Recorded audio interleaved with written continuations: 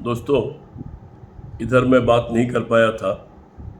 आज थोड़े गैप के बाद बात कर रहा हूँ। मैं डॉक्टर सीपी राय, जन पक्ष में आपका स्वागत है।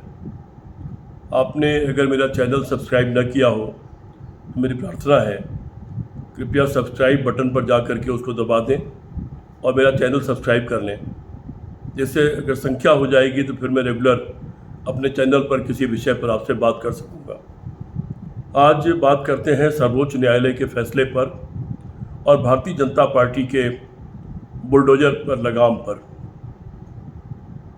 भाजपा की यूपी की सरकार आई और जो ही किसी के खिलाफ कोई अपराध दर्ज हुआ, खास तौर पर अगर वो किसी खास कौम का है, तो उसके घर पर बुलडोजर चला दिया गया, उसके संपत्तियों पर बुलडोजर चला दिया गया और ये क्रम लगातार जारी है।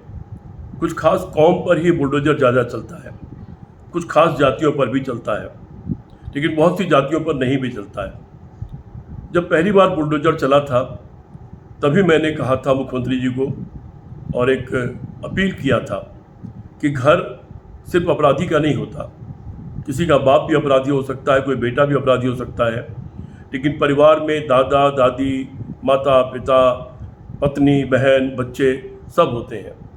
जब आप घर उजाड़ देते हैं तो पूरा परिवार उजड़ जाता है। यदि अवैध निर्माण था तो इतने साल से उसका आप क्या कर रहे थे, और आपके जो सरकारी अधिकारी और कर्मचारी हैं, जो डिपार्टमेंट हैं, उन्होंने अवैध निर्माण होने क्यों दिया। और यदि आपने ये घर तोड़ा है तो उस समय जब वो बना था, उस समय जितने लोग उसके जिम्मेदार सरकारी अधिकारी कर्मचारी थे, उनके खिलाफ आपने क्या कार्रवाई की। अगर उनके खिलाफ कार्रवाई नहीं की तो यह तो अधूरी कार्रवाई है।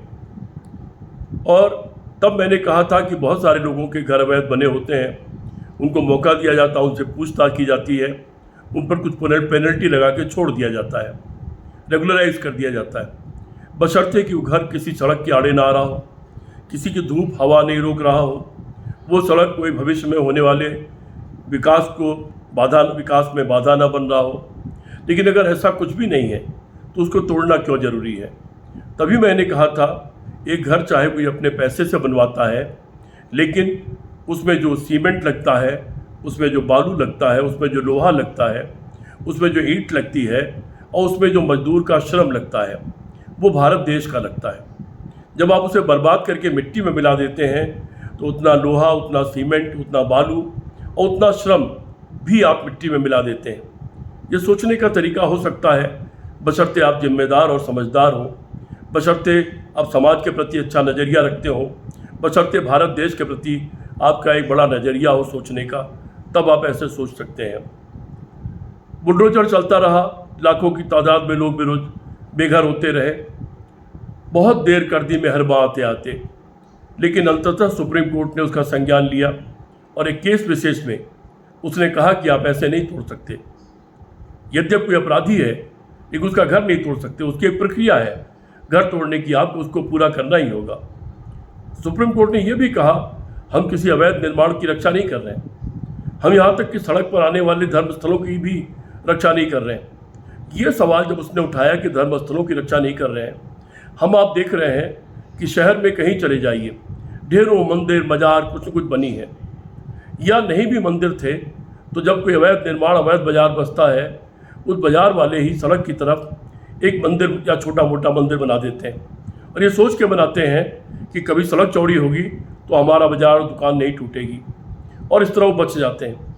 और ऐसे लाखों मंदिरों की, लाखों मज़ारों की रखाव और तमाम चीज़ों की बाढ़ आई हुई है। जबकि राजस्थान में एक विकास हुआ था और वहाँ ऐसी चीज़ें तोड़ दी गई थी, दुबई इत्यादि में भी विकास में ऐसी चीज़ें तोड़ दी गई।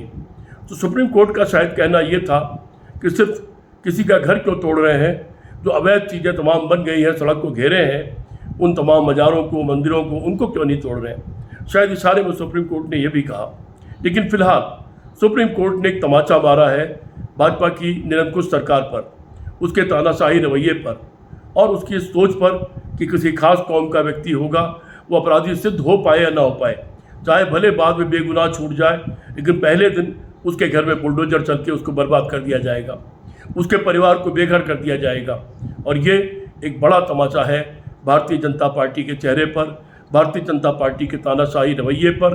लेकिन पता नहीं भाजपा और आरएसएस इससे सबक लेंगे या नहीं लेंगे, क्योंकि ये आने वाले वक्त में पता लगेगा, और आने वाले उस वक्त का इंतज़ार मुझे भी है, आपको भी है, और शायद सर्वोच्च न्यायालय को भी है।